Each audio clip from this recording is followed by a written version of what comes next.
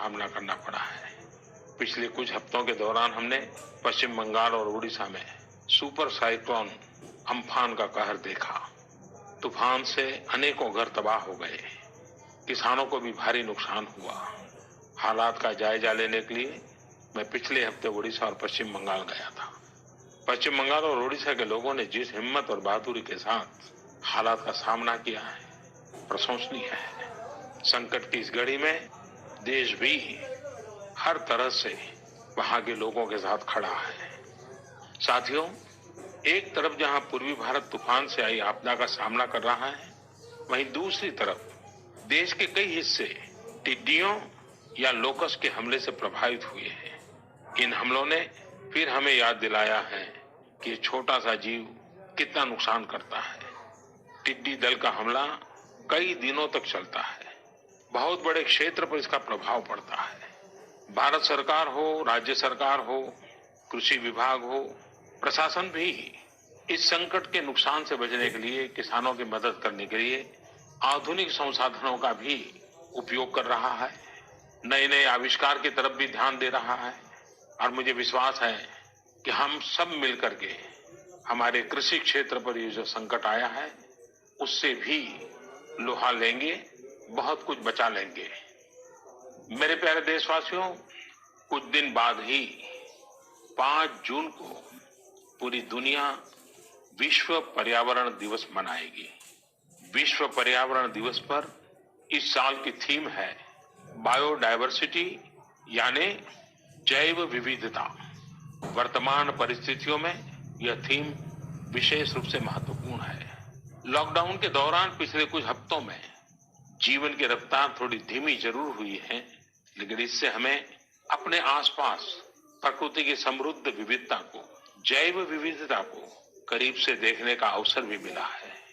आज कितने ही ऐसे पक्षी जो प्रदूषण और शोर शराबे में ओझल हो गए थे, सालों बाद उनकी आवाज को लोग अपने घरों में सुन रहे हैं। अनेक जगहों से जानवरों के उन्मुक्त विचरण की खबरें भी आ रही हैं। मेरी तरह आपने भी सोशल मीडिया में जरूर इन बातों को देखा होगा, पढ़ा होगा। बहुत लोग कह रहे हैं, लिख रहे हैं, तस्वीरें साझा कर रहे हैं कि वो अपने घर से दूर दूर पहाड़ियां देख पा रहे हैं, दूर दूर जलती हुई। योग में तो रेस्पिरेटरी सिस्टम को मजबूत करने वाले कई तरह के प्राणायाम है, जिनका असर हम लंबे समय से देखते आ रहे हैं। ये टाइम टेस्टेड टेक्निक्स हैं, जिसका अपना अलग महत्व है। कपालभाति और अनुलोम विलोम प्राणायाम से अधिकतर लोग परिचित होंगे, लेकिन भस्त्रिका, शीतली, भ्रामरी जैसे कई प्राणायाम के प्रकार है, जिसके अनेक लाभ भी है। वैसे आपके जीवन में योग को बढ़ाने के लिए आयुष मंत्रालय ने भी इस बार एक अनोखा प्रयोग किया है। आयुष मंत्रालय ने माय लाइफ माय योग नाम से अंतर्राष्ट्रीय वीडियो ब्लॉग, उसकी प्रतियोगिता शुरू की है। भारत ही नहीं, पूरी दुनिया के लोग इस प्रतियोगिता में हिस्सा ले सकते हैं। इसमें हिस्सा लेने के लिए आपको अपना 3 मिनट का एक वीडियो बना करके अपलोड करना होगा। इस वीडियो में आप जो योग या आसन करते हो वो करते हुए दिखाना है और योग से आपके जीवन में जो बदलाव आया है उसके बारे में भी बताना है। मेरा आपसे अनुरोध है, आप सभी इस प्रतियोगिता में अवश्य भाग लें और इस नए तरीके से अंतर्राष्ट्रीय योग दिवस में आप हिस्सेदार बनिए। साथियों, हमारे देश में करोड़ों करोड़ गरीब दशकों से एक बहुत बड़ी चिंता में रहते आए हैं। अगर बीमार पड़ गए तो क्या होगा? अपना इलाज कराएं या फिर परिवार के लिए रोटी की चिंता करें? इस तकलीफ को समझते हुए, इस चिंता को दूर करने के लिए ही करीब 1.5 साल पहले आयुष्मान भारत योजना शुरू की गई थी। कुछ ही दिन पहले आयुष्मान भारत के लाभार्थियों की संख्या 1 करोड़ के पार हो गई है। 1 करोड़ से ज्यादा मरीज, मतलब देश के 1 करोड़ से अधिक परिवारों की सेवा हुई है। 1 करोड़ से ज्यादा मरीज का मतलब क्या होता है मालूम है?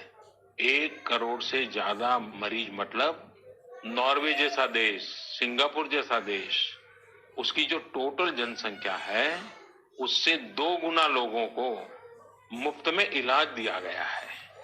अगर गरीबों को अस्पताल में भर्ती होने के बाद इलाज के लिए पैसे देने पड़ते, इनका मुफ्त इलाज नहीं हुआ होता, तो उन्हें एक मोटा मोटा अंदाज है करीब करीब 14,000 करोड़ रुपए से भी ज्यादा अपनी जेब से खर्च करने पड़ते हैं। आयुष्मान भारत योजना ने गरीबों के पैसे खर्च होने से बचाए हैं। मैं आयुष्मान भारत के सभी लाभार्थियों के साथ साथ मरीजों का उपचार करने वाले सभी डॉक्टरों, नर्सेज और मेडिकल स्टाफ को भी बधाई देता हूं। आयुष्मान भारत योजना के साथ एक बहुत बड़ी विशेषता पोर्टेबिलिटी की सुविधा भी है। पोर्टेबिलिटी ने देश को एकता के रंग में रंगने में भी मदद की है। यानी बिहार का कोई गरीब अगर चाहे तो उसे कर्नाटका में भी वही सुविधा मिलेगी जो उसे अपने राज्य में मिलती। इसी तरह महाराष्ट्र का कोई गरीब चाहे तो उसे इलाज की वही सुविधा तमिलनाडु में मिलती।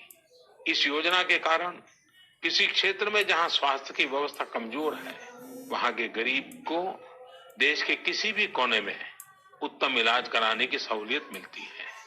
साथियों, आप ये जानकर हैरान रह जाएंगे कि 1 करोड़ लाभार्थियों में से 80% लाभार्थी देश के ग्रामीण इलाकों के हैं। इनमें भी करीब करीब 50% लाभार्थी हमारी माताएं, बहनें और बेटियां हैं। इन लाभार्थियों में ज्यादातर लोग ऐसी बीमारियों से पीड़ित थे जिनका इलाज सामान्य दवाओं से संभव नहीं था। इनमें से 70% लोगों की सर्जरी की गई है। आप अनुमान लगा सकते हैं इन लोगों को मुक्ति मिली है।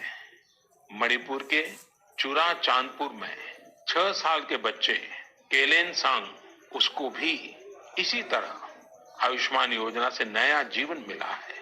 केलेन सांग को इतनी छोटी उम्र में ब्रेन की गंभीर बीमारी हो गई।